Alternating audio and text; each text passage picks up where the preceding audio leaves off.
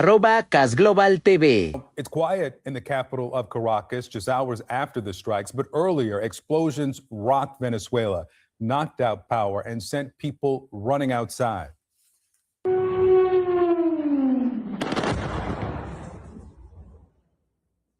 And this strike was at La Carlota Air Base in Caracas. CNN's Nick Payton-Walsh joins me now from London. Nick, we just heard from Issa Suarez speaking with some of her sources in country about the fear of what could come next because so many questions are unanswered. Yeah, I mean, let's go through what we know has happened so far. Since about 1 a.m. local time, and the series of explosions rocked Caracas and other parts of Venezuela. Multiple helicopters seen in the air, and then clearly a U.S. Special Forces operation that removed Nicolás Maduro and his wife from what should have been their heavily fortified and secured premises in the capital there. Hard to understate quite what a move this is geopolitically by the Trump White House to remove the sitting president of a country which it considers to be a regional irritant. Startling, successful, certainly, daring, certainly as well, and also efficient, frankly, given what it seems the brevity, comparatively, of this operation and the impact that it is having. The Attorney General, Pam Bondi, hinting that the indictments in the Southern District of New York court will be the ones that Maduro faced. He had a $50 million bounty on his head, seeking information that could lead towards his capture. And it may well be that the delay we're seeing since Trump's tweet in the early hours of this morning, his 74-word social media post that removed the extraordinary mystery, frankly, or the... And senior White House reporter Kevin Liptak. Kevin, again, we're going to hear from the president at 11 a.m. Eastern, 3 hours from now. But I understand you have some new information about how this unfolded. What do you know? Yeah, and what we understand is that the president gave the green light for this operation several days ago. That's according to people familiar with the matter. It was carried out by the elite Delta Force in the U.S. Army. That's the same group that captured Abu Bakr al-Baghdadi some years ago. So a highly trained a force that went in to capture Maduro.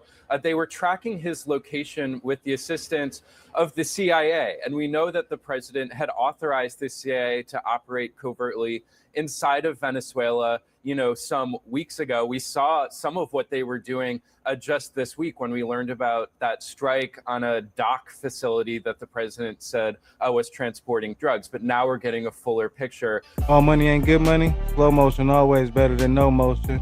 We got a serious situation going on here. I'm sure y'all heard about the back and forth between our current president, Mr. Donald Trump, and Venezuela.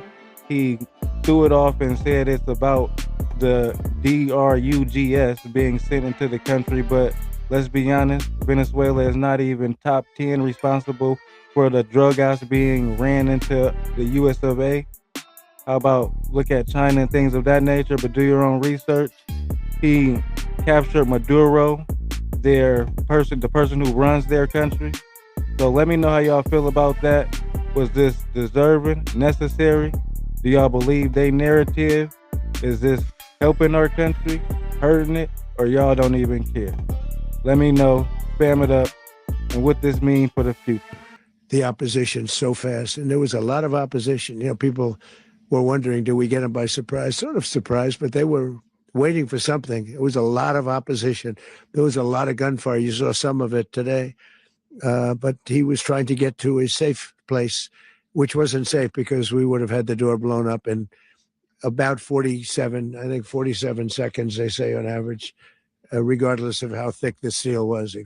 It was a very thick door. It was a very heavy door, but he was unable to get to that door. He made it to the door. He was unable to close it. He was trying to reach the steel room, but he didn't make it. It was a very thick door. It was a very heavy door, but he was unable to get to that door. He made it to the door. He was unable to close it.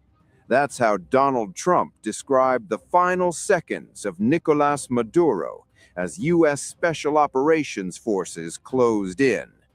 A house that functioned like a fortress, steel doors, a reinforced safe space, but no time, because Maduro never reached it.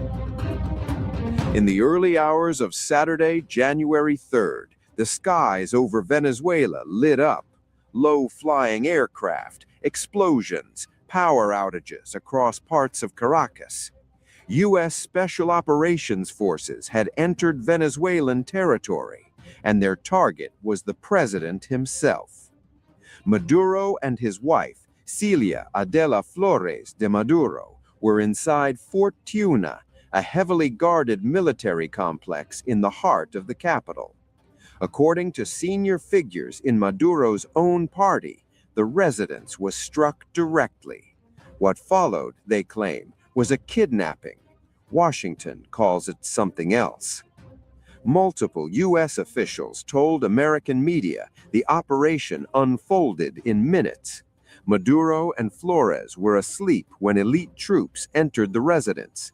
They were pulled from their bedroom, moved rapidly, placed onto a military helicopter. No time for speeches, no time for resistance. U.S. officials say there were no civilian deaths, though some American personnel were injured. While the White House stopped short of naming the unit, U.S. officials confirmed Delta Force soldiers were involved. President Trump revealed the operation had been rehearsed repeatedly, using a full-scale replica of the target site, every hallway mapped, every entry timed, every possible escape planned for. Don't you just love how the president spoke so matter of fact, like he was just there? 47 seconds on average. Let me know if y'all rocking with this narrative, or should we just mind our business? Or does this have more to do with the Panama Canal and restructuring the positions on the board as far as geographical location, as far as strength? Let me know how y'all feel about it. What, where, and why did this happen? Let me know if this is a benefit or not to our country. And are y'all America first? With that being said, all money ain't good money. Slow motion always better than no motion. I and always will be cash, $ for the S. Make sure y'all tap in to Intellectual Street Thoughts at 9 Pacific Standard Time PM live, episode 99. Shout out to the OG Global Gang members. Y'all keep this channel going and the trap doors open. Shout out to my mods. Stay down until we come up. @CashGlobalTV. Good, bro. My guy. Cash Global TV, $ for the S. Intellectual Street Thoughts. Subscribe. All money ain't good money. Slow motion better than no motion. Running from the pain, they keep catching up to me. Nights I couldn't breathe, mama prayed while I couldn't sleep. Muddy water in my veins, still I try to keep it clean. Cash Global TV, $ for the S. Intellectual Street Thoughts. Subscribe. All money ain't good money.